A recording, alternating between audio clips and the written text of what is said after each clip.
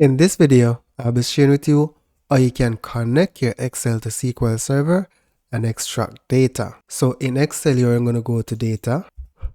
Then you're going to select from other sources at the top of the screen, and then you select your source. So in this case, it's SQL Server. Specify the name of your server. So in my case, it's my laptop. So I can say local host. I'm using a named instance, which is called demo. And my logon credential is Windows authentication. Then you're going to select next in my case, then select next, and then here you're going to choose the database which has your data.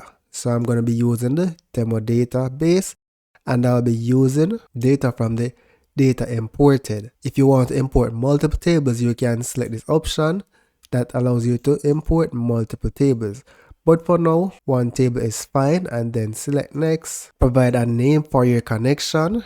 I'm just going to call this I import, and I'll be calling it, and for the further name, I'll be calling it data imported, right? Then select finish. Choose how you want to view your data in your workbook, right? Depending on how your data set look in SQL Server, you can choose the appropriate display type. So I'll be working with a table, and where I'll be putting the data, it will be putting it in A1.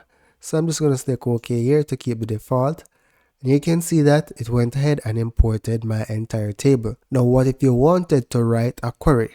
What you need to do is go to data import, select connections, go to properties on the data connection, and then select definition. Then from the command type, you're going to change it to SQL, and then here you're going to write your query, right? So I'm going to be selecting the top 14. So instead of seeing the 800 and something records that I have here, I should be only seeing 14. So yes, and close. And here you can see that my data has been reduced based on my query. I hope this video has helped you. So that's it for now, guys.